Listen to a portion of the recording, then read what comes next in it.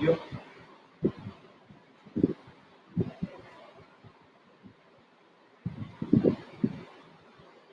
Hello, Regular. check. Ah,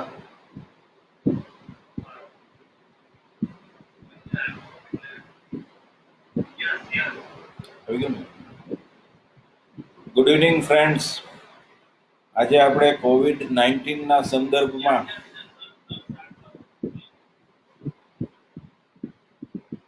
કયું? આજે આપણે COVID-19ના સંદર્ભમાં હેલ્થકેર ફેસિલિટી અને કોમ્યુનિટી આ બંનેના પ્રિપેર્ડનેસ માટે પ્રિવેન્શન ઓફ ટ્રાન્સમિશન આ ડિસીઝનું કઈ રીતે આપણે કરી શકીએ એના માટે what is the role of hand hygiene, importance of hand hygiene એના ઉપર ડિસ્કસ કરીશું. આજનું આપણું મોડ્યુલ છે એ મેં ડેડિકેટ કર્યું છે ઇગ્નાસ સેમેલવિસ, જે હેન્ડ હાઇજીનના સાયન્સના પિતામહ ગણાય છે. તેમણે 1843ની સાલમાં સાયન્ટિફિકલી પ્રૂવ કર્યું કે હેન્ડ હાઇજીનથી ઇન્ફેક્શન પ્રિવેન્ટ કરી શકાય છે. અને આજ સુધી એ સત્ય વધુ ને વધુ એમ્ફેસિસ થઈને આપણે સાયન્સમાં એને એક્સેપ્ટન્સ મળેલું છે. એમણે એમના સમયમાં ક્લોરિનેટેડ લાઇમથી હેન્ડ વોશ કર્યું હતું અને એ રીતે એમણે પ્રૂવ કરેલું કે મોર્ટાલિટીનો રેટ છે એ આપણે એમ કે નીચે લાવી શકાય છે. આપણે હેલ્થકેર પ્રોફેશનલમાં કોઈ પણ ઇન્ફેક્શનના ટ્રાન્સમિશન માટે બે વસ્તુ ખૂબ ધ્યાનમાં રાખવાની હોય છે. એક, the chain of infection. Chain of ઇન્ફેક્શનના 6 કોમ્પોનન્ટ હોય છે, 6 લિંક્સ છે. એ લિંક આપણે હમણાં આગળ જોઈશું અને એ પછી એને પ્રિવેન્શન ઓફ ટ્રાન્સમિશન માટે આપણે કઈ રીતે એને પ્રિવેન્ટિવ મેઝર્સ લઈએ તો એ પર્ટિક્યુલર ઇન્ફેક્શન આપણે અટકાવી શકાય. અને જેટલા પ્રિવેન્ટિવ મેઝર્સ છે એમાં સૌથી મોટો ફાળો હેન્ડ હાઇજીનનો છે. એટલે કે આપણે જે હાથને સ્વચ્છ કરવાની ટેકનિક છે, તમે બધા હવે તો બહુ ફેમિલિયર થઈ ગયા છો આ મેટરથી અને તમને મોટાભાગના લોકોને હવે તો સ્કૂલમાંથી જ આ સ્ટેપ્સ ને બધું શીખવાડવામાં આવે છે. આપણે એને ડિટેલમાં જોઈશું. જે ચેઇન ઓફ ઇન્ફેક્શન છે એમાં 6 કોમ્પોનન્ટ જે મેં તમને જણાવ્યું, એમાં પહેલો કોમ્પોનન્ટ છે ઇન્ફેક્શિયસ એજન્ટ્સ. ઇન્ફેક્શિયસ એજન્ટ્સ એટલે માઇક્રો ઓર્ગેનિઝમ્સ. અને માઇક્રો ઓર્ગેનિઝમ્સ તમે બધા જ જાણો છો કે બેક્ટેરિયા, વાયરસીસ, ફંગાઈ, પેરાસાઇટ્સ, હેલ્મિન્સ આ બધા માઇક્રો ઓર્ગેનિઝમ્સ છે. અને જે આપણે ચેઇન ઓફ ઇન્ફેક્શન માટે એ હોવા જરૂરી છે, તો જ ઇન્ફેક્શન થઈ શકે. એ પછીનું જે લિંક છે તે રિઝર્વોયર કહેવાય છે. એટલે આ જે માઇક્રો ઓર્ગેનિઝમ્સ છે એને રહેવાની જગ્યા, અને આ રહેવાની જગ્યા એન્વાયરમેન્ટમાં હોય, હ્યુમન બિંગમાં હોય, એનિમલ્સમાં હોય, અને એન્વાયરમેન્ટલ સરફેસીસ જે આપણે હોય છે, ફર્નિચર સરફેસ, ઇનએનિમેટ સરફેસ અને એ બધા, ત્યાં માઇક્રો ઓર્ગેનિઝમ એમની પ્રેઝન્સ જાળવી રાખે છે અને ત્યાં મલ્ટીપ્લાય પણ થતા હોય છે. એ પછી પોર્ટલ ઓફ એક્ઝિટ, એ રિઝર્વોયરમાંથી કેવી રીતે જે ઇન્ફેક્શન કરવાનું છે હોસ્ટ સુધી પહોંચે એના રસ્તાઓ. અને પછી મોડ ઓફ ટ્રાન્સમિશન, જેમાં કોન્ટેક્ટ ટ્રાન્સમિશન છે. કોન્ટેક્ટ ટ્રાન્સમિશનની અંદર બે છે, ડાયરેક્ટ કોન્ટેક્ટ ટ્રાન્સમિશન અને ઇનડિરેક્ટ કોન્ટેક્ટ ટ્રાન્સમિશન.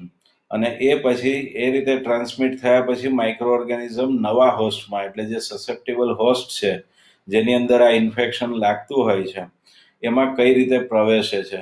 તો એની અંદર રેસ્પિરેટરી ટ્રેક છે, જીઆઈ ટ્રેક છે, નોન ઇન્ટેક સ્કીન છે. આ રીતે એ શરીરની અંદર મ્યુકસ મેમ્બ્રેનના કોન્ટેક્ટમાં આવીને પણ આપણા બોડીમાં એ આવી શકે છે.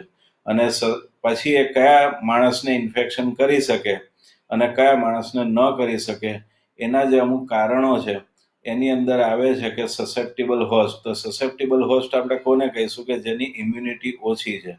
તમે બધા જાણતા હશો હોસ્ટ પેરાસાઇટ રિલેશનશિપ. જો માણસની ઇમ્યુનિટી બરાબર હોય અને રોગ પ્રતિકારક શક્તિ, તો એને ઇન્ફેક્શન ન લાગે, પણ એ જ સિચ્યુએશનમાં જેની રોગ પ્રતિકારક શક્તિ ઓછી હોય તો એને ઇન્ફેક્શન લાગતા હોય છે. અને એટલા માટે એને સસેપ્ટિબલ હોસ્ટ કહેવાય છે. સસેપ્ટિબલ હોસ્ટ માટેના અમુક જે એક્ઝામ્પલ્સ છે એની અંદર એક્સ્ટ્રીમ્સ ઓફ એજ, એટલે નાના બાળકો અને એકદમ વૃદ્ધ લોકો, આ લોકોને immunity by virtue of age ઓછી હોય છે, એટલે એ લોકો બીજા એડલ્ટ્સ કરતાં વધારે પ્રોન હોય છે ઇન્ફેક્શન એક્વાયર થવા માટે. બીજા જે પેશન્ટ્સનું ગ્રુપ છે જે લોકો ને કંઈક અંડરલાઈંગ કન્ડિશન્સ હોય, જેમ કે ડાયાબિટીસ છે કે કોઈ અસ્થમા છે કે એવા કોઈક રોગ હોય અને જેની ટ્રીટમેન્ટ એના માટે ચાલી રહી હોય એ લોકો. અને ક્યારેક કોઈક પેશન્ટ્સ એવા હોય કે જેની ઇમ્યુનિટી ઇન્ટેન્શનલી સપ્રેસ કરવામાં આવી હોય, જેવી રીતે સોલિડ ઓર્ગન ટ્રાન્સપ્લાન્ટમાં કિડની ટ્રાન્સપ્લાન્ટ કરેલું હોય, લીવર ટ્રાન્સપ્લાન્ટ કર્યું હોય, બોન મેરો ટ્રાન્સપ્લાન્ટ થયેલું હોય, અથવા તો કીમોથેરેપી લેતા હોય, એ પર્ટિક્યુલર પેશન્ટ્સમાં ઇમ્યુનિટી એ લોકોની ડાઉન હોય છે અને એ પેશન્ટ્સને બીજા લોકોની કમ્પેરિઝનમાં ઇન્ફેક્શન લાગવાના ચાન્સીસ વધારે હોય છે, અને એટલા માટે એ લોકો સસેપ્ટિબલ હોસ્ટની કેટેગરીમાં આવતા હોય છે. હવે આ જે ચેઇન ઓફ ઇન્ફેક્શન છે એમાં અમુક ઇમ્પોર્ટન્ટ પ્રિવેન્ટિવ મેઝર્સ છે. જો આપણે કાળજીપૂર્વક એ ઇન્ફેક્ટિવ પ્રિવેન્ટિવ મેઝર્સને ઇમ્પ્લિમેન્ટ કરીએ આપણે જ્યારે પેશન્ટને કેર આપતા હોય એ દરમિયાન, તો ઇન્ફેક્શન ટ્રાન્સમિટ થવાના ચાન્સીસ મિનિમમ થઈ જાય. અને એમાં જે 5 પિલ્લર કહેવાય છે એમાંનો સૌથી અગત્યની વસ્તુ છે હેન્ડ હાઇજીન, જે આજે આપણો સબ્જેક્ટ છે. હેન્ડ હાઇજીન એટલે હાથની સ્વચ્છતા. એ પછી આઇસોલેશન ઓફ પેશન્ટ્સ. તમને ખ્યાલ છે કોવિડવાળા પેશન્ટ્સને આપણે આઇસોલેશનમાં રાખીએ છીએ અને એમાં બેરિયર પ્રિકોશન રાખીને એમને કેર આપવામાં આવે છે. ત્રીજી વસ્તુ છે પ્રુડન્ટ યુઝ ઓફ એન્ટીબાયોટિક. એન્ટીબાયોટિકનો ખૂબ જ જ્યુડિશિયસ યુઝ કરવાનો હોય છે. એન્ટીબાયોટિકનો વપરાશ પણ ઇમ્યુનિટી ઓછી કરવા માટેનું એક કારણ હોઈ શકે છે. અને ડીકોન્ટામિનેશન ઓફ આઇટમ્સ અને ઇક્વિપમેન્ટ જે આપણે પેશન્ટની કેરમાં વાપરતા હોઈએ છીએ તે છે. અને એ સિવાય ડીકોન્ટામિનેશન ઓફ એન્વાયરમેન્ટ. તમે હમણાં સાંભળ્યું હશે આપણા મીડિયા ઉપર બધે, અને ગવર્મેન્ટની જે બધી એડવર્ટાઇઝમેન્ટ્સ પબ્લિક અવેરનેસ માટે આવે છે કે સેનિટાઇઝેશનના જે વર્કર્સ છે એ લોકો એન્વાયરમેન્ટલ સેનિટેશન બહુ જ ઇમ્પોર્ટન્ટ છે, અને એટલા માટે વર્કર્સનું કામ પણ ખૂબ જ અગત્યનું છે ઇન્ફેક્શન પ્રિવેન્શન અને કંટ્રોલ માટે. તમે જોયું હશે કે હમણાં રોડ ઉપર અથવા સોસાયટીઝમાં ને બધે ડિસઇન્ફેક્ટન્ટના સ્પ્રે કરવામાં આવે છે. That is just to create environmental sanitation, જેથી કરીને જે ડ્રોપલેટ્સ છે, ઇન્ફેક્શિયસ ડ્રોપલેટ્સ એન્વાયરમેન્ટમાં, એને તમે અટકાવી શકો સ્પ્રેડ, અથવા તો ત્યાં એને કિલ કરી શકો. એટલે આ 5 મેજર ઇન્ફેક્શન પ્રિવેન્શન અને કંટ્રોલના પિલર્સ છે. એ સિવાય આપણે હેન્ડ હાઇજીનનું જો ઇમ્પોર્ટન્સ જોઈએ તે સૌથી વધારે છે. નંબર 1 પ્રિવેન્ટિવ મેઝર છે એ હેન્ડ હાઇજીન છે. શા માટે એવું છે એનું આપણે કારણ જોઈએ. આપણે જે પેલું ઇન્ફેક્શનની જે ચેઇન છે એમાં કોન્ટેક્ટ ટ્રાન્સમિશન છે, લગભગ 80% ઇન્ફેક્શન્સ કોન્ટેક્ટ ટ્રાન્સમિશનથી થાય. અને બીજું એક આપણે જે કોવિડના કેસની અંદર છે એ ડ્રોપલેટ ટ્રાન્સમિશન છે. ડ્રોપલેટ ટ્રાન્સમિશનમાં particle size of the droplets are more than 5 micron. અને એ since they are heavy particles compare to airborne particles, એનો ગ્રેવિટેશનલ ફોર્સથી વધુમાં વધુ 1 થી 2 મીટર ડિસ્ટન્સ ટ્રાવેલ કરી શકી અને પછી ગ્રેવિટેશનલ ફોર્સથી નજીકમાં જે કોઈ વસ્તુ હોય એ સરફેસ ઉપર એ ડ્રોપ થાય. અને એના પછી જ્યારે એ કોન્ટામિનેટેડ સરફેસને આપણે ટચ કરીએ, એ ટચ કરવાથી જે કોન્ટેક્ટ ટ્રાન્સમિશન છે એ થાય છે. એટલે તમે જો આ પ્રિવેન્ટિવ મેઝરમાં જે એક મેસેજ ગવર્મેન્ટનો જુઓ કે તમે એમ કે માસ્ક પહેરો અને ફેસને તમે વારંવાર ટચ ન કરો, નાકને નહીં, ફેસને નહીં કે આંખોને તમે ટચ ન કરો, એનું રીઝન એ છે કે જે પણ ગ્રેવિટેશનલ ફોર્સથી ડ્રોપલેટ આપણા ફેસ ઉપર આવેલા હોય, એક્સપોઝ સરફેસ આપણા બોડીની મોસ્ટલી ફેસ છે, તો એના ઉપર જે આવતા હોય એમાં આપણે ટચ કરવાથી આપણે બહુ અનકોન્શિયસલી ટચ કરતા હોઈએ છીએ અને એનાથી આપણા હાથ ઉપર ઇન્ફેક્શન આવી જાય અને એક જગ્યાએથી બીજી જગ્યાએ એનું ટ્રાન્સમિશન થાય છે. એટલા માટે હેન્ડ હાઇજીન અને wearing of mask is very important. અને ત્રીજી જે વસ્તુ અત્યારે જે કાયમ પ્રમોટ થતી હોય છે પ્રિવેન્ટિવ મેઝર તરીકે, એ ક્વોરન્ટાઇન, સેલ્ફ ક્વોરન્ટાઇન અથવા તો હોમ ક્વોરન્ટાઇન. આપણે બને તેટલી movement in the society restrict કરીએ, ઘરે બેસીને આપણે કામ કરીએ, અને એ રીતે આપણે ઇન્ફેક્શન ટ્રાન્સમિશન થતું અટકાવી શકાય છે. અને હેન્ડ હાઇજીન એટલા માટે નંબર 1 કોન્ટેક્ટ ટ્રાન્સમિશન પ્રિવેન્ટ કરવા માટેનું સાધન છે કે જે કોન્ટેક્ટ આપણો કોઈ પણ જગ્યાએ થવાનો છે એ આપણા હાથથી થવાનો છે. અને જો તમે વારંવાર સાબુ અને પાણીથી હાથ ધોશો અથવા તો alcohol base hand rub use કરીને જો તમે હાથને સ્વચ્છ રાખશો તો તમે પ્રિવેન્શન ઓફ ઇન્ફેક્શન કરી શકશો. કોન્ટેક્ટ ટ્રાન્સમિશનથી ડ્રોપલેટ એક જગ્યાએથી બીજી જગ્યાએ જતા અટકાવી શકાશે. એટલે હેન્ડ હાઇજીનનું ઇમ્પોર્ટન્સ સૌથી વધુ છે આની અંદર. અને આપણે જે હેન્ડ હાઇજીન અત્યારે જે આજનો મેઇન ટોપિક છે એના ઉપર હવે જઈ રહ્યા છીએ. આપણે જ્યારે હેન્ડ હાઇજીન કરવાનું હોય ત્યારે અમુક વસ્તુ બહુ કાળજીપૂર્વક આપણે ધ્યાનમાં રાખવાની છે. એ જ્યારે પણ આપણે હાથ ધોતા હોઈએ ત્યારે આપણા હાથમાં કોઈ પણ વીંટી, ઘડિયાળ કે બંગડી કે કોઈ પણ ઓર્નામેન્ટ્સ કે એવું કંઈ ના હોવું જોઈએ. Hands should be absolutely without any ornaments, watch કે રિંગ્સ કે બધું. બીજું, આપણા હાથ ઉપર કોઈ પણ જગ્યાએ કટ્સ કે એવું કંઈ હોય તો એને આપણે વોટરપ્રૂફ ડ્રેસિંગ કરી અને ડ્રેસ કરી દેવાનું છે. આપણા નખ છે એ કાપીને નાના રાખવાના છે અને ક્લીન રાખવાના છે. આપણે નેઇલ પોલિશ કે એવું કંઈ વાપરવાનું નથી. નેઇલ પોલિશ હેલ્થકેર વર્કર માટે અને બીજા લોકો માટે એટલા માટે ઇન્ફેક્શનનું રિઝર્વોયર થઈ શકે, કારણ કે એ જ્યારે એમાં પાર્ટલી નેઇલનો પોલિશ જો નીકળી ગયો હોય તો એ જે જગ્યા રહે છે એ જગ્યાની અંદર માઇક્રો ઓર્ગેનિઝમ્સ રહી શકે છે. આપણે જે વીંટી પહેરતા હોઈએ છીએ એની જે ડિઝાઇન છે એની અંદર પણ વાયરસીસ કે માઇક્રો ઓર્ગેનિઝમ લાંબા સમય સુધી રહી શકે છે. એટલે તમે જે હેન્ડ વોશિંગ કરતા હો એની કોઈ ઇફેક્ટ રહે નહીં, કારણ કે તમારે રિઝર્વોયર તમારા હાથમાં જ છે. તમે હેન્ડ વોશ કર્યું પણ એ ત્યાંથી પાછા ઓર્ગેનિઝમ શેડ થાય અને તમારા હાથ દ્વારા એ બીજે ફેલાઈ શકે. અને આ બધી જ વસ્તુ સાયન્ટિફિકલી પ્રૂવ થયેલી છે. એના પછી આપણે જે આગળ જોઈએ તો આપણે sufficient amount of either liquid soap or alcohol base hand rub આપણે લેવાનું છે. યુઝ્યુઅલી તમારા હાથની બધી જ સરફેસીસ આપણે હમણાં આખી ટેકનિકનું ડેમોન્સ્ટ્રેશન બી જોઈશું. આ ટેકનિકના ડેમોન્સ્ટ્રેશનમાં આપણે એ જોઈશું કે તમારે હાથની દરેક સરફેસને જો બરાબર કવર કરવી હોય અને જે 30 સેકન્ડથી 1 મિનિટનું હેન્ડ વોશ અને આલ્કોહોલિક હેન્ડ રબનો કોન્ટેક્ટ પીરિયડ છે એ સફિશિયન્ટલી બધે પહોંચી શકે એના માટે મિનિમમ 3 થી 5 ml લિક્વિડ સોપ અથવા આલ્કોહોલ બેઝ હેન્ડ રબ સોલ્યુશનની જરૂર પડે છે. એ સિવાય આપણે હવે ટેકનિક ઉપર જઈશું.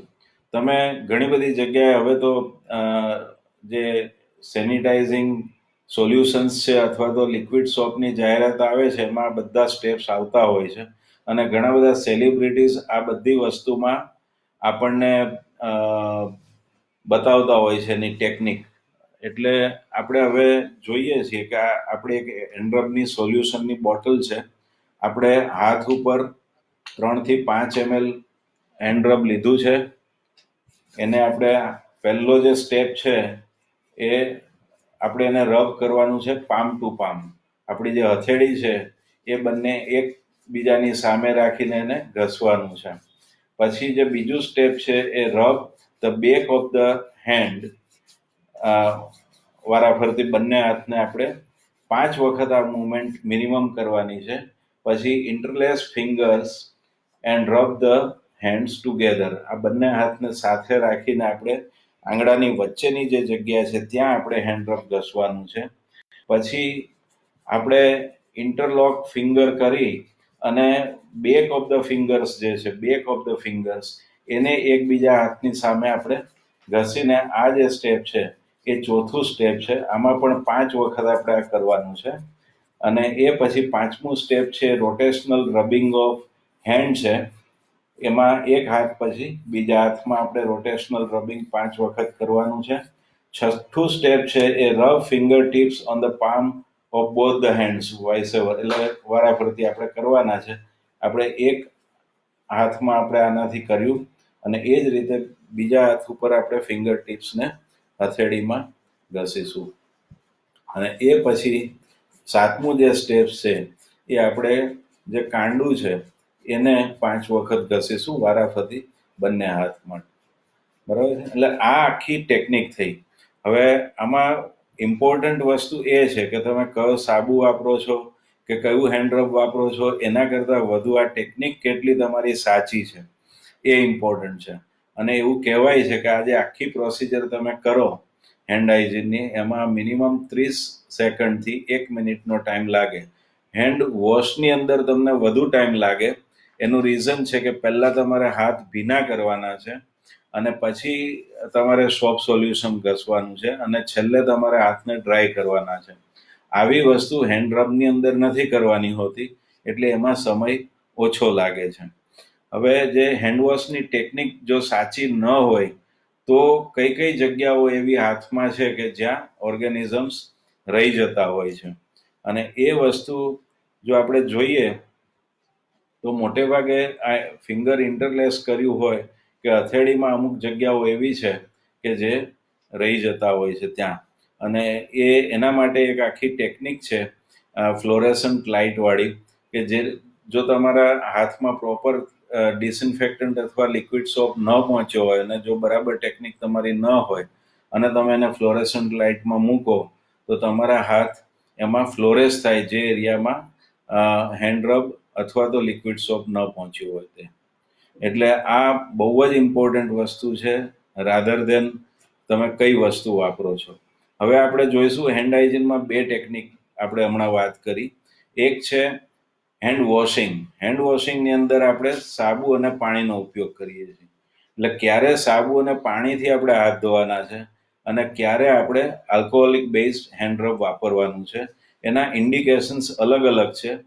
અને હેન્ડ વોશની અંદર 2 વસ્તુ છે. એક સોશિયલ હેન્ડ વોશ છે, જે આપણે નોર્મલી જે ટોયલેટ સોપ હોય છે એનાથી હાથ ધોતા હોઈએ તે.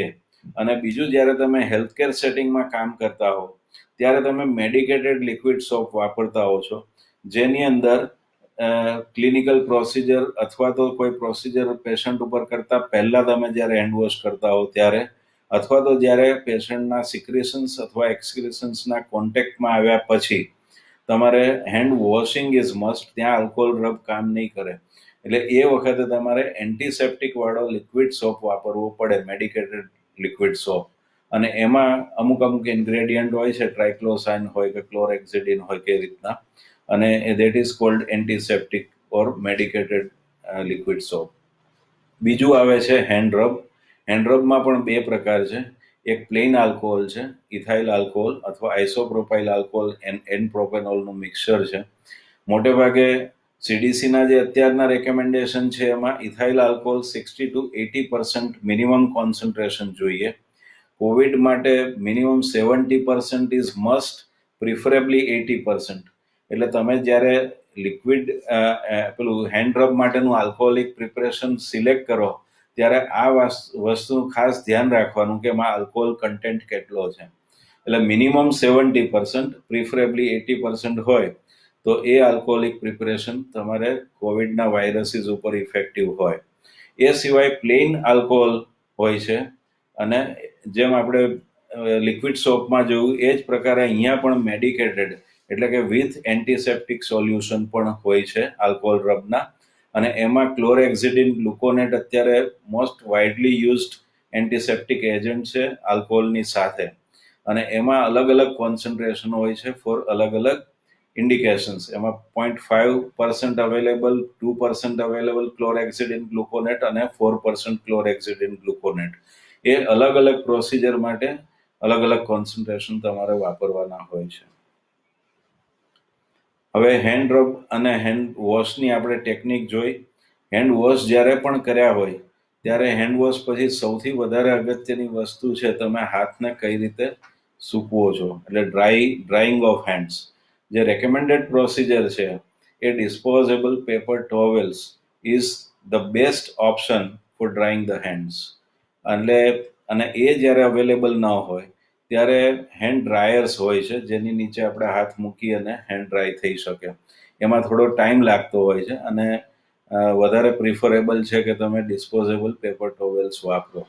અને એ જ્યારે બંને ન અવેલેબલ હોય ત્યારે તમારે તમારો અંગત હેન્ડકરચીફ છે અથવા તો ટોવેલ છે એ વાપરવો જોઈએ. પણ એક વખત આ ટોવેલ અથવા હેન્ડકરચીફ વપરાયા પછી ફરી વખત જ્યારે તમે હાથ ધુવો ત્યારે એને વાપરવાના નથી હોતા. એટલે તમારે જે પણ ડ્રાઇંગ માટે જે તમે કપડાનો ટોવેલ અથવા તો હેન્ડકરચીફ વાપરો એ માત્ર એક જ વખત કામ આવવાનું છે. એક વખત વપરાઈ ગયા પછી એ ડર્ટી કહેવાય, સોઇલ્ડ કહેવાય, અને એ વસ્તુ તમને ફરી જ્યારે હેન્ડ વોશ કરો ત્યારે સાફ કરેલા હેન્ડની રિકોન્ટામિનેટ કરશે. એટલા માટે ડિસ્પોઝેબલ પેપર ટોવેલ એ સૌથી વધુ પ્રિફર્ડ ઓપ્શન છે. હવે આપણે ક્યારે હેન્ડ વોશ કરવા જોઈએ અને ક્યારે હેન્ડ રબ કરવા જોઈએ એના ઇન્ડિકેશન વિશે જોઈશું. જ્યારે તમે તમારા કામની જગ્યાએ આવતા હો ત્યારે જ્યારે તમે પહોંચો ત્યારે સૌથી પહેલું કામ તમારે હેન્ડ વોશ કરવાનું છે. કારણ કે તમે રસ્તામાં કોઈ પણ વ્હીકલ ડ્રાઈવ કરીને આવ્યા હો અથવા પબ્લિક ટ્રાન્સપોર્ટમાં આવ્યા હો તો એ વખતે તમે ઘણી બધી જગ્યાએ અનકોન્શિયસલી ટચ કરીને આવતા હો.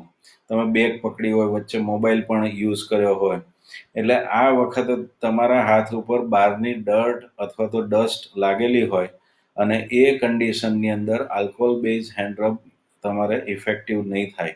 એટલા માટે તમારે જે મિકેનિકલ ડર્ટ છે, ઓર્ગેનિક મેટર છે, અથવા સિક્રેશન્સ હોય, પરસેવો હોય, ડસ્ટ હોય, આ બધાને રિમૂવ કરવા માટે કમ્પલસરીલી હેન્ડ વોશ કરવું પડે. એમાં હેન્ડ રબ ન ચાલે. એ પછી જ્યારે તમે હેલ્થકેર સેટિંગમાં હો અને પેશન્ટની કેર આપતા હો, જ્યારે તમારા હાથ કોઈ વિઝિબલ સિક્રેશન્સ બોડીના અથવા એક્સક્રેશન્સના કોન્ટેક્ટમાં આવે, બ્લડના કોન્ટેક્ટમાં આવે, એ that is a soiled thing, organic matter છે. અને એ વખતે આલ્કોહોલ બેઝ હેન્ડ રબ એના ઉપર સીધું કામ નહીં કરે. પહેલાં તમારે હેન્ડ વોશ કરવું પડશે સાબુ અને પાણીથી, અને એ તમે ડ્રાય કર્યા પછી હેન્ડ રબ તમે યુઝ કરી શકો. એટલે એ ઇન્ડિકેશનમાં તમારે હેન્ડ રબ નહીં ચાલે. પહેલાં કમ્પલસરીલી હેન્ડ વોશ કરવું પડે. ત્રીજી વસ્તુ છે કે તમે જમવા જાઓ કે કોઈ પણ વસ્તુ, પાણી પીવાનું હોય, કોઈ ડ્રિંક પીવાનું હોય અથવા ખાવા પીવાનું, કે તમે કાફેટેરિયામાં જતા હો જમવા માટે, એની પહેલાં પણ તમારે હેન્ડ વોશ કરવાનો છે.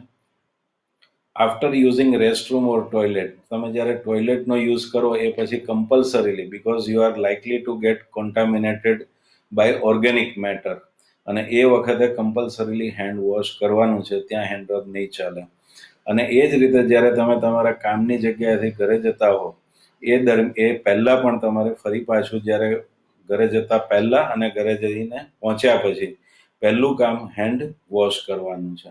એટલે આ બધા ઇન્ડિકેશન્સ. પછી બાળકો માટે જો બહાર રમીને આવ્યા હોય, સ્કૂલમાં, સ્ટ્રીટમાં કે સોસાયટીમાં ક્યાંક રમીને આવ્યા હોય, બહારની ડર્ટ હોય, એ વખતે કમ્પલસરીલી એમણે હેન્ડ વોશ કરવાનું છે. ત્યાં હેન્ડ રબ ચાલે નહીં, કારણ કે એમાં ઓર્ગેનિક ડર્ટ હોય, પરસેવો હોય, તેટલા માટે. હવે ક્યારે આપણે આલ્કોહોલ હેન્ડ રબ વાપરી શકાય? યુઝ્યુઅલી આલ્કોહોલ હેન્ડ રબનું વધારે યુઝ હોસ્પિટલ સેટઅપમાં થતું હોય છે, કારણ કે જે પોઈન્ટ ઓફ કેર ઉપર તમને જે અવેલેબલ થઈ શકે એ આલ્કોહોલ બેઝ હેન્ડ રબની બોટલ અવેલેબલ થાય. એવરી પેશન્ટ પાસે તમે સિંક અને વોટર ન રાખી શકો, પોસિબલ નથી, અને એ ઇન્ડિકેટેડ પણ નથી. એટલા માટે દરેક પેશન્ટના બેડ ઉપર આલ્કોહોલ રબની બોટલ ત્યાં એનું સ્ટેન્ડની અંદર અવેલેબલ હોય છે, જેથી તમારું કોમ્પ્લાયન્સ, તમારે જેટલી વધુ વખત તમારે હાથ ડિકોન્ટામિનેટ કરવાની જરૂર પડે એટલી વખત તમે કરી શકો, એને મોસ્ટ ઇઝીલી એક્સેસિબલ થાય એના માટે એવરી બેડ સ્ટેન્ડ ઉપર આલ્કોહોલ રબની એક બોટલ મૂકવામાં આવે છે. અને એ તમારે ક્યારે ક્યારે કરવાનું છે એના માટે WHO એક પોસ્ટર છે, 5 મોમેન્ટ્સ ઓફ હેન્ડ હાઇજીન. તમે પેશન્ટના એરિયામાં જાઓ ત્યારે when you enter the patient care area, એ પહેલાં તમારે હેન્ડ રબ કરવાનું છે. તમારા હાથ એપેરન્ટલી ક્લીન દેખાતા હોય, જ્યારે તે કોઈ ઓર્ગેનિક મેટરના કોન્ટેક્ટમાં ન આવ્યા હોય ત્યારે તમે alcohol base hand rub use કરી શકો. બીજું, જ્યારે તમે આઇસોલેશન રૂમમાં પેશન્ટ હોય ત્યારે આઇસોલેશન રૂમની પહેલા એક એન્ટે રૂમ હોય છે. એટલે તમે એ ડોરનું હેન્ડલ એન્ટે રૂમમાં જતા પહેલાનું જે ડોરનું હેન્ડલ પકડો એ પહેલા તમારે alcohol base hand rub use કરવાનું છે, પછી હેન્ડલ પકડવાનું છે. અંદર એન્ટર થયા પછી જ્યારે તમે પર્સનલ પ્રોટેક્ટિવ ઇક્વિપમેન્ટ પહેરો ત્યારે પણ તમારે આલ્કોહોલ બેઝડ હેન્ડ રબનો યુઝ કરવાનો છે. અને એ પછી જ્યારે તમે પેશન્ટના રૂમમાં જાઓ ત્યારે જ્યારે તમે પેશન્ટની કેર લો છો એ વખતે તમારે alcohol based hand rub use કરવાનું છે. અને એ વખતે જ્યારે ઇન્વેઝિવ પ્રોસિજર હોય કે નોન ઇન્વેઝિવ પ્રોસિજર હોય, તમે પેશન્ટની નોન ઇન્ટેક સ્કિનને પણ ટચ કરતા હો એ પહેલાં આલ્કોહોલ બેઝડ હેન્ડ રબનો યુઝ મસ્ટ છે. જેવી કે પલ્સ તમે લેતા હો, બીપી લેતા હો, ટેમ્પરેચર લેતા હો, આ બધી વસ્તુ ઇન્વેઝિવ નથી, પણ એ પહેલાં પણ તમારે હેન્ડ રબ યુઝ કરવાનો છે. એ જ રીતે તમે સ્ટેથોસ્કોપનો યુઝ કર્યો અથવા થર્મોમીટરનો યુઝ કર્યો, એ નોર્મલી અત્યારે બધી જ હોસ્પિટલમાં ઇન્ડિવિજ્યુઅલ પેશન્ટ માટે અલગ અલગ થર્મોમીટર અને સ્ટેથોસ્કોપ્સ મૂકવામાં આવે છે. તો આફ્ટર એવરી યુઝ તમારે આલ્કોહોલ બેઝડ હેન્ડ રબ જે છે એનાથી તમારે સ્ટેથોસ્કોપનો જે ડાયાફ્રામ છે અને તમારું જે થર્મોમીટર છે પેશન્ટનું, એને તમારે રબ કરવાનું છે આલ્કોહોલ સ્વોબથી, જેથી કરીને આફ્ટર એવરી યુઝ એમાં કોઈ ઓર્ગેનિઝમ્સ જે નોર્મલ એપિથેલિયલ ઓરલ કેવિટીમાં એપિથેલિયલ લાઇનિંગના કોન્ટેક્ટમાં આવેલા હોય, સલાઈવાના કોન્ટેક્ટમાં આવેલા હોય, એ એના ઉપરથી ક્લીન થઈ જાય.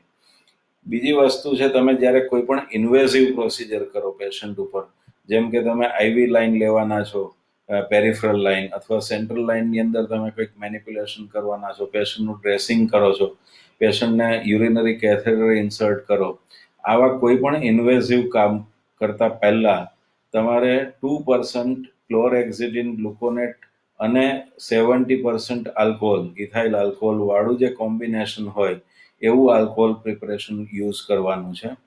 અને જ્યારે તમે ક્લીન ટુ કોન્ટામિનેટેડ સાઇટ ઉપર એક જ પેશન્ટને એક કરતાં વધુ પ્રોસિજર કરતા હો ત્યારે બંને પ્રોસિજરની વચ્ચે પણ તમારે આલ્કોહોલ બેઝડ હેન્ડ રબનો યુઝ કરવાનો છે. એ સિવાય તમે જ્યારે પેશન્ટને કોઈ પણ કેર આપતા હો એ દરમિયાન તમે બ્લડ અથવા બોડી ફ્લુઇડ અથવા સિક્રેશન્સના કોન્ટેક્ટમાં આવો એ પછી ઇમિડિયેટલી પહેલાં તમારે હેન્ડવોશ કરવાનું અને એ પછી આલ્કોહોલ બેઝ હેન્ડ રબનો યુઝ કરવાનો છે. અને એ સિવાય તમે જ્યારે ગ્લવ પહેરો એ પહેલાં હેન્ડ રબનો યુઝ કરવાનો છે, ને ગ્લવ જ્યારે તમે કામ તમારું પતી જાય ને બહાર કાઢો છો એ પછી પહેલું કામ તમારે હેન્ડ રબ કરવાનું છે. એમાં હેન્ડ વોશ કરવાનું છે અને પછી હેન્ડ રબ કરવાનું છે, કારણ કે ગ્લવ્સમાં ડ્યુરિંગ પ્રોસિજર ક્યારેક માઇક્રો હોલ્સ ક્રિએટ થતા હોય છે ને એના દ્વારા તમારા સ્કિનમાં કોઈ પણ ઓર્ગેનિક મેટર ઓર સિક્રેશન્સ પહોંચી શકે, આપણને ખ્યાલ ના આવે, વિઝિબલ ન હોય એટલા માઇક્રો હોલ્સ હોય. એટલા માટે ગ્લવ્સ જ્યારે તમે રિમૂવ કરો એ પછી પહેલું સ્ટેપ છે એ hand wash with soap and water, અને એ પછી તમારે હેન્ડ રબનો યુઝ કરવાનો છે.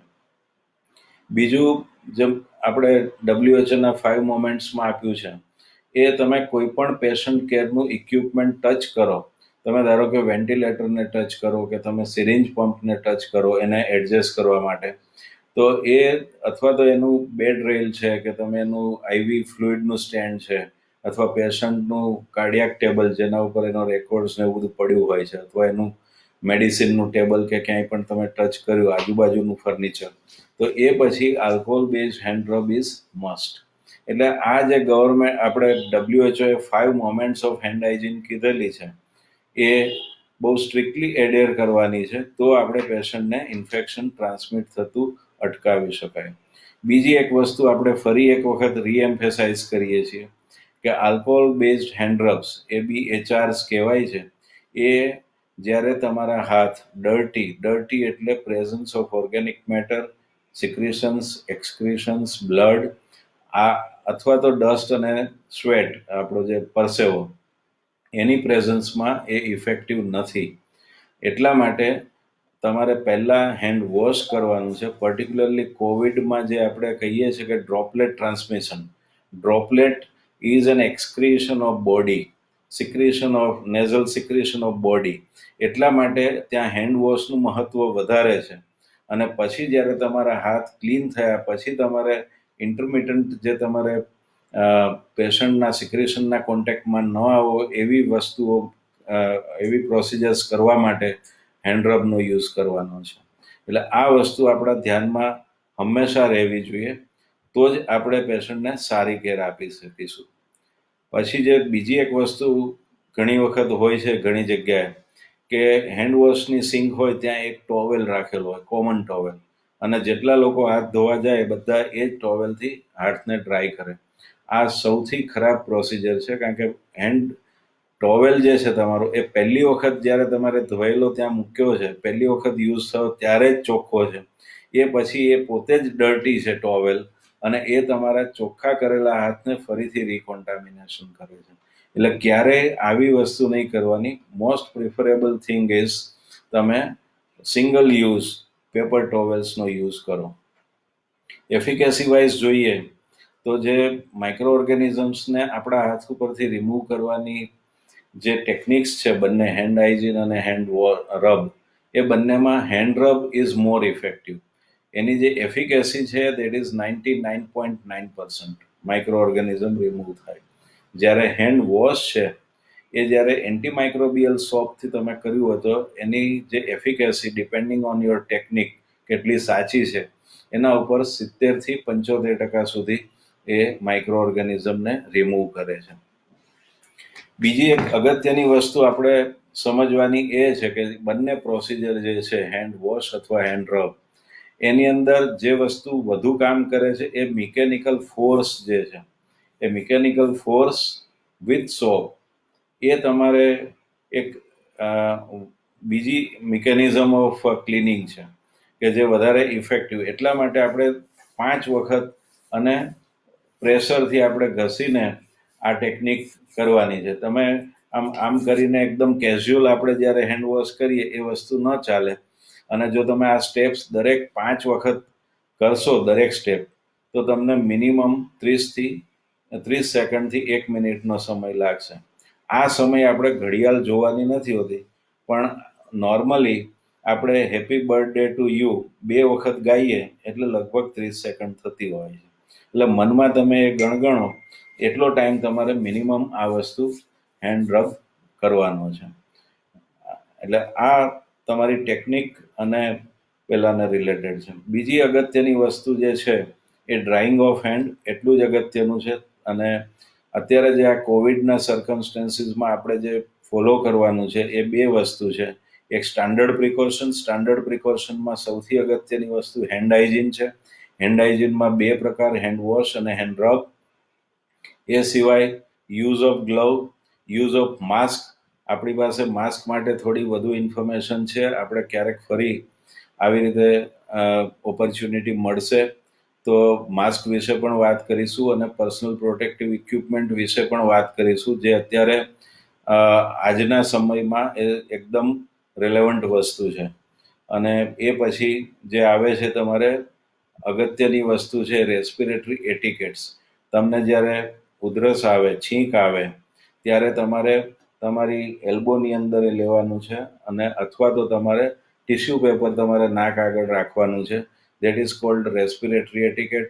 પછી એ ટિશ્યુ પેપરને તમારે બાયોમેડિકલ વેસ્ટ મેનેજમેન્ટની જે ગાઈડલાઇન છે એ પ્રમાણે એને યલો બેગમાં નાખવાનું છે, because it is a contaminated non plastic waste, જેના માટે યલો કલરના બિન ડેઝિગ્નેટ કરેલા છે બાયોમેડિકલ વેસ્ટના નિયમો મુજબ. એટલે આપણે એનું ધ્યાન રાખવાનું છે કે પ્રોપર જગ્યાએ એનું ડિસ્પોઝલ થાય. ગમે ત્યાં તમે એને સરફેસ ઉપર નાખો તો એ સરફેસ કોન્ટામિનેટ થાય. એટલે એ એટલું જ અગત્યનું છે કે તમે એનું પ્રોપર ડિસ્પોઝલ કરો. અને એ પછી તરત જ તમારે હેન્ડ વોશ કરવાના છે, કારણ કે તમે સિક્રેશન્સના કોન્ટેક્ટમાં આવેલા છો.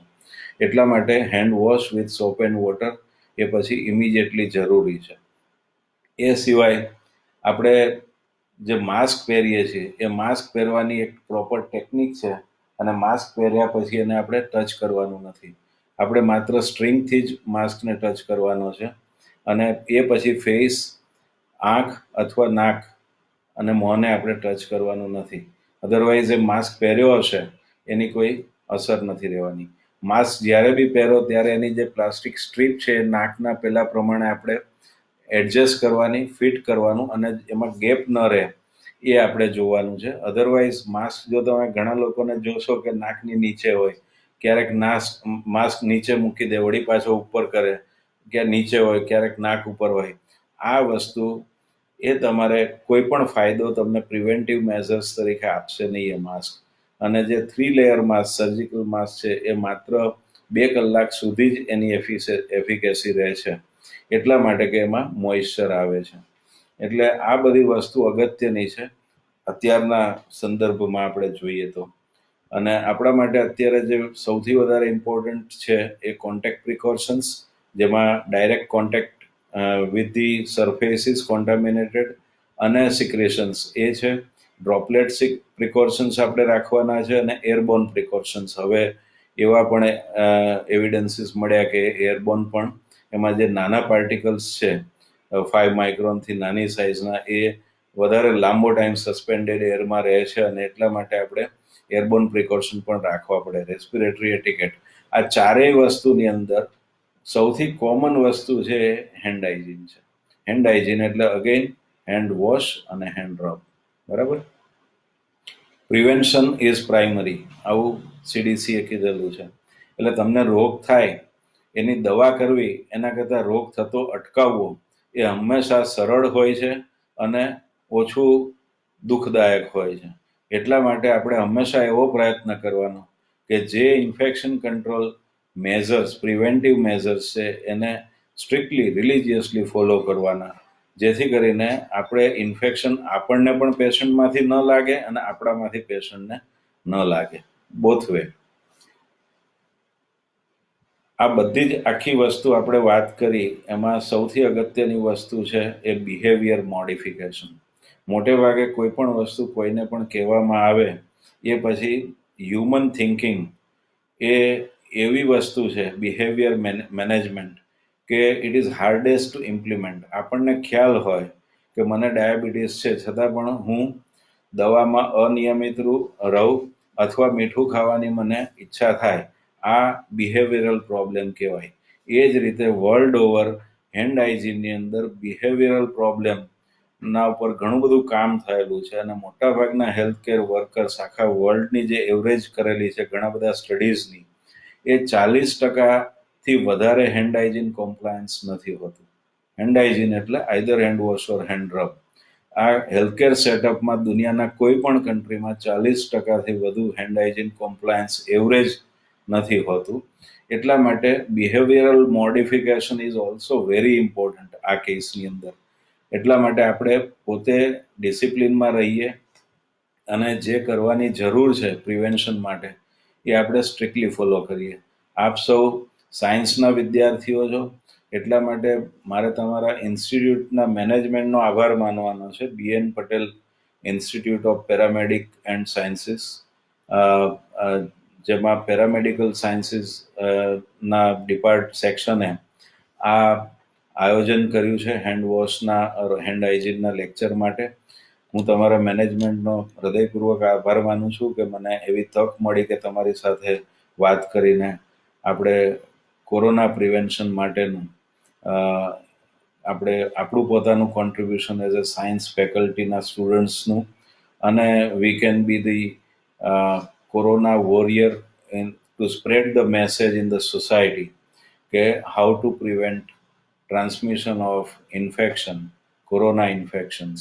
અને આ સંદર્ભમાં આ એક સૌથી મોટી સામાજિક સેવા છે. તમને સૌને ખ્યાલ છે કે હેન્ડ વોશ, હેન્ડ રબ અને માસ્કની જ્યારે વાત આવે ત્યારે પ્રોપર ટાઈપનો સર્જિકલ માસ્ક 3 લેયર અથવા N95 માસ્ક, જ્યારે તમે પેશન્ટ જે એક્સપોઝ થયેલું છે, પોઝિટિવ છે, એની કેર લેતા હો ત્યારે. બીજી એક વસ્તુ આપણે જે મેસેજ સ્પ્રેડ કરવાનો છે તે સોશિયલ ડિસ્ટન્સીસ, મિનિમમ 1 થી 2 મીટરનું ડિસ્ટન્સ. અને ત્રીજી વસ્તુ છે એ પ્રોપર ડિસ્પોઝલ ઓફ માસ્ક એ as per the rules of biomedical waste. કારણ કે એ પણ જો નહીં થાય તો પણ આપણે ઇન્ફેક્શનને ટ્રાન્સમિટ થતું અટકાવી નહીં શકીએ. એટલે આપ સૌનો ખૂબ ખૂબ આભાર. આ આપણને મળવાની ઓપોર્ચ્યુનિટી મળી, વાતચીત કરવાની ઓપોર્ચ્યુનિટી મળી. મને આશા છે કે તમને આ સંવાદ ઉપયોગી થયો હશે. Thank you.